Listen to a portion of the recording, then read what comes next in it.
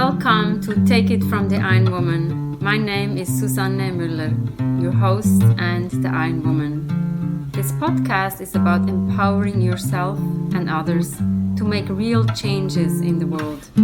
You will hear from everyday, smart, sophisticated, hip people like you and me.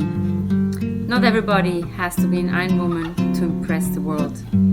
Together, we will learn from the sports and business leaders how you can become a more successful person as an entrepreneur or a leader. It's one step at a time, one day at a time. Take your steps now. Take your big steps now. Join me on this journey to success. This podcast is being sponsored by Get Loopy. On episode 41, you can hear the story of Isabel, the co-founder and CEO. Get Loopy, get a 20% discount off your first order. GetLoopy.com. Take it from the Ironwoman. Again, we have a special guest, and today we're even going to New Zealand. So we have Mark Kroening with us. I know him from the Columbia coaching program. The first time we met, we talked about sports. So give the audience maybe a glimpse into what you've done. I think that's pretty amazing. As a sports person, I could actually draw on a couple of things that maybe you're not even aware of. I was a professional sailor for, I guess, the first sort of 10 years of my career. After I sort of put that aside as my first passion, I spent a lot of time surfing and stand-up paddleboarding and did a lot of stand-up paddleboard racing. But more recently, and I think what you're speaking to, I put more emphasis on the running that I've been doing. And so last year ran a reasonable number of half marathons in the United States. So give away your secret. How many and how many states? I think that's amazing. Yeah. So my goal for 2019 was to run a half marathon in every state in the United States plus DC. That was 51. But how can you possibly orchestrate that to run in every state within a year? So we have 52 weeks and it's 51 half marathons. So tell us, how did you do that? I thought that I could do it. That was sort of one of my driving things there. Is I thought that it was a possible goal. You know, if I'm being really honest here, it is addressing some type of need that I have in myself to do things that are challenging, but within my realm of imagination. You know, a part of me potentially wants to be able to then talk about it, but honestly, I really haven't very much. So I'm finding that intriguing as well. But there was a purpose to it. It's obviously a physical activity, and I think it's very active. And it's also a way of experiencing a country and where you live as well. So there was a purpose to it in terms of why 2019. As a management consultant, I was traveling a lot. I was lucky that we had a policy that instead of flying home, you could fly somewhere else on Thursday evening. So consulting typically being a Monday to Thursday on-site practice. So yeah, instead of flying home on a Thursday night, I would fly to a location in a state and be there for the weekend and do the half marathon and then return back to work on the Sunday evening. So that's to say that I had a sort of unique opportunity. That's cool. Yeah, I mean, it was committing to running most weekends. And so during the year, I wasn't able to do a run on the first weekend of the year because I was in New Zealand. So I missed the first weekend. And during the year, I think maybe I took off Thanksgiving. Finished early, so I finished in the middle of December. I think there were maybe 2 weekends after that. So that's to say that there was about 4 weekends or 5 weekends during the year that I did not run one. We do the math that I had to do two half marathons, I think 4 or 5 weekends during the year. Wow, that's amazing. I never heard of somebody accomplishing it within a year. And certainly it's also the planning, right? That comes, it's not so much the running, but it's like get the flight, the hotel, and looking where does it fit. I used runningtheusa.com for finding races and running and runs previously. And so that's where I went to, and being the consultant that I was at the time, I downloaded all of that data off the website, page by page, put it into a spreadsheet, and then started making pivot tables off of it to learn and understand what the data was telling me in terms of what I think the first question is, can you do one? Yeah. A week or a whole year and actually fit it together. And I didn't necessarily answer that question specifically, but just inferring from the data, it looked like it was possible. So then knowing about myself and about seasons and those types of things, I sort of tried to lay out a structure or approach that would give me the highest chance of being successful and not getting to some point in the year and going, well, I have this goal, but it is not actually possible anymore because of the choices that I've made up to that point. So the way that I approached that is I basically looked at the year and said, hey, you know, there's a concentration of runs in the south during the winter months or the late fall months, and there's a concentration in the north in the summer months. My very simple decision rubric early on was, you know, as I started the year was, is it in the south? I got a check mark. And then, is it a state that doesn't have very many runs? Very half marathons. And I was simply looking at the information and making decisions early on, very ad hoc, very sporadically. There were some weeks where I would decide on Wednesday where I was going to fly on Thursday to run. So it was very unstructured in the beginning. And that was, I think, really important because it meant that I didn't actually have to make a plan, because a plan would have been very hard. Yeah. So again, actually, if you don't mind, I'd love to sort of bring this back to my coaching in that with a strong purpose and a belief of mine that I think it's actually impossible to make a plan from where you are to where you want to be if your purpose is actually important or a stretch, and the vision or the place you're trying to get to is very far away and aspirational. And so we could spend a lot of time trying, but I think that would be fruitless endeavor. It is, however, very easy, and I would say this is sort of part of my theory of change.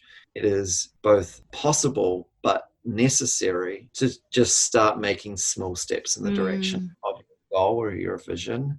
And if your decisions are informed by where you're trying to go, and where you're trying to go is based on a core set of values, I think it makes it very likely that the decisions and actions you're taking in the moment are aligned and are most likely to get you there. But yeah, so I started off the year with that sort of mentality, and yeah, there are a few moments where I had moments of weakness where I questioned what I was doing, and I considered not running a run on a given weekend. That was actually my question, right? Was there a dip and you're like, oh, what am I doing? Am I crazy? Yeah, it was hard, and there was a moment of weakness where I'm like, am I just trying to do too much here? And to sort of answer the question of how did I get out of that, I think accepting this idea that taking action is good was a piece of it, and then knowing that running is healthy for our mental health. In addition to the physical health and all of the other things that it can provide. Some part of me, there's a component of grit where I did really, really want to accomplish the goal. And so those three things brought me through. Yeah.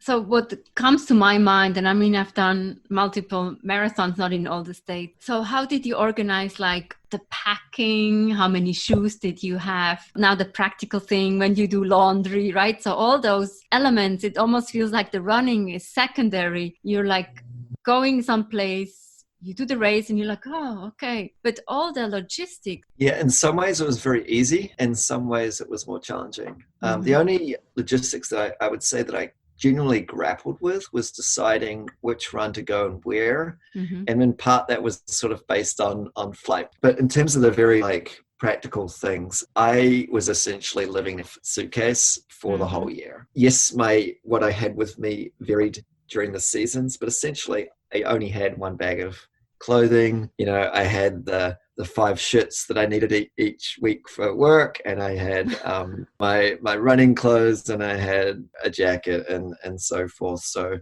I had all I needed with me at all times. So that made it quite easy.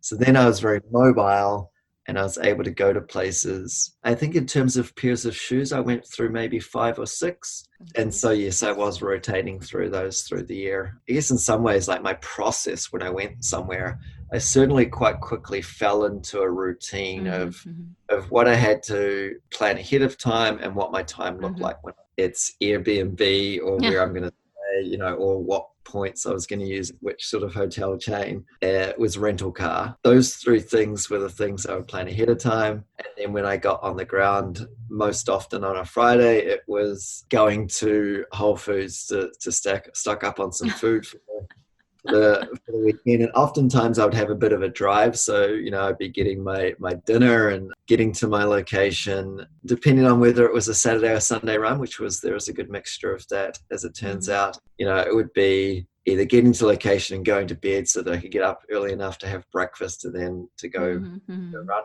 was on a Saturday, or for some runs that required registration the day before, I would have to get there. That would have to be a Sunday run typically. On Saturday I would, go and register and check in, and I would plan, some fun activity to go and explore and do that. And the Sunday night and breakfast and get up and run the next day. But I very much fell into a routine around this. At some point in the weekend, I would do my laundry. So I was choosing a day that had laundry available. I fell into a nice routine. Wow. I mean, I would have so many more questions. So when is the book coming out, right? So me running a half marathon every weekend, that sounds like a cool thing to talk about. Which one is the coolest story that you can share with the audience? Yeah, honestly, that is a very difficult question. I think that there are a number of highlights that I'd speak to. I've spent a lot of time in California, and I've been to Yosemite a few times, but I always really enjoy going back there. So I did a destination branded race just outside of Yosemite National Park, and that was great because I do all the hiking, and I was there with a friend, which is something I haven't touched on, but I tried to either have friends travel with me, and that only happened a few times, but it did happen. That was great. And then others, I would go and stay with friends in various places and use the opportunity to catch up with them. So that was another sort of real highlight. But Yosemite was a good one. Going to Alaska and Hawaii for the first time were both great. I would like to say I sort of made the most of my very short period of time there. Like I was able to go into Denali National Park and up in Alaska, and it was also during the summer solstice, so the sun didn't really go down. So it was nice. In terms of Hawaii, I'd flown through Hawaii en route to New Zealand a few times, but never gone out of the airport. Two things I did there that I was really excited about was surfing and then climbing the highest peak. And if you had a tip or some insights for people who want to follow in your footsteps, what would you tell them? Obviously, to me, it seems like it's about the planning, but I'm also amazed that you had some friends following you. So it seems like you're a great planner, analyzer to make most out of it. What is the most important if somebody would like to follow you? Yeah, I mean, I think I've come to this in some part around really knowing why you're doing it, because that brings you through in the moments of challenge. But I really liked what you just said now, and something that you reminded me of, which is that I really did share this experience. And so I had an Apple Photos shared photo folder that I invited friends and family to. And after every race, I would record my snapshot of the results to show, hey, I've completed it, that photo stream. And I would also include any photos that the event captured in there. So I now have this artifact, so to speak, of all of my races in terms of my results and photos that captured it. Cool. I had some dialogue on that with my friends. They would comment on it, etc. And that was great to feel like I was actually like offering something and I was getting some support back through that. So having fun with it was really it could be a very serious goal. And what was your fastest time? I did set a goal to do a personal record for 2019. And, I'm an average to better than average runner. And so my previous best in the half marathon was an hour 29, which I was really happy with, which I ran coincidentally about 10 years prior. And so my goal in that regard, the goal primarily was to finish. And so a large part of the year was about running within my capabilities so that I didn't overstress myself and make the accomplishing the goal impossible. A tangent is that I actually did have to grapple with injuries the whole way through, and that's maybe another